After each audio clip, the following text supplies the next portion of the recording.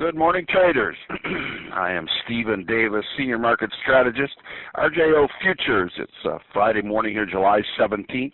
Here to talk to you about the grain markets. Okay, big weather weekend coming up here. It's been hot and dry, and so it's important that we get rain here and moderate temperatures. It's going to be 97 degrees tomorrow in northern Illinois here, so we're going to be hot. And it was interesting yesterday, the midday weather 6 to 10 day forecast came out. They were cooler and wetter, and the markets rallied. The row crops rallied, so pay attention to that. We'll be talking about that, and there are some rain events next week, and perhaps that'll be the catalyst Sunday night where we open, but certainly where we close here today, markets are up as we go into the 8:30 biscuit break here, and we'll see where we close today, and then I'll focus on the weather Sunday night. Certainly soybeans to China here this week. We've had a good week of exports to China. Almost every single day USDA announcements grain sales to China. So that's a good story. The exports this week, the strong suit was wheat. So China's buying U.S. wheat as well. So, and we'll show you the chart of wheat here in a minute or two. It looks pretty darn good. So if you want to be a seller in these markets, I think you sell rallies. You don't sell weakness. Look at the chart on corn here I put in front of you now. Look at the gap right up here in front. I got a 50-day moving average here. Traders have been talking to me about that.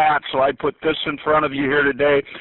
Corn market real good at filling these gaps. Look for this to happen. There's enough uncertainty on this weather. I think corn will close strong here today, and then Sunday night we'll reevaluate the weather. So good export sales this week. We just need this to continue. So next chart, soybeans now.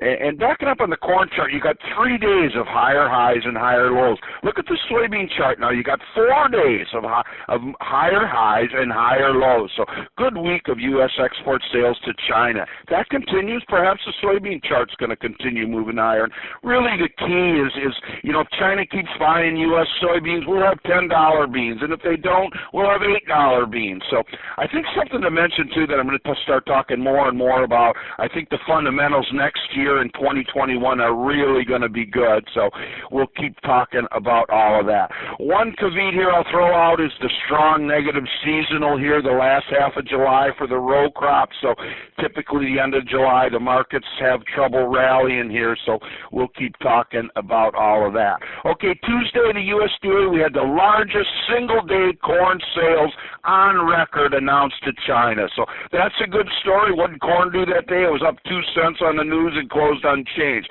So that was all worked into the price of corn. So we just need to see this demand continue, and personally I think it will. So certainly the wheat here, the chart on wheat looks good. Look at how it's had a couple good weeks here of moving higher. It's backing and filling, and for the wheat, China, they bought U.S. wheat, they bought U.S. sorghum, corn, soybeans, cotton, hides, and pelts as well. So good week here of export sales, and let's just see if it can continue. Let's all have an excellent weekend.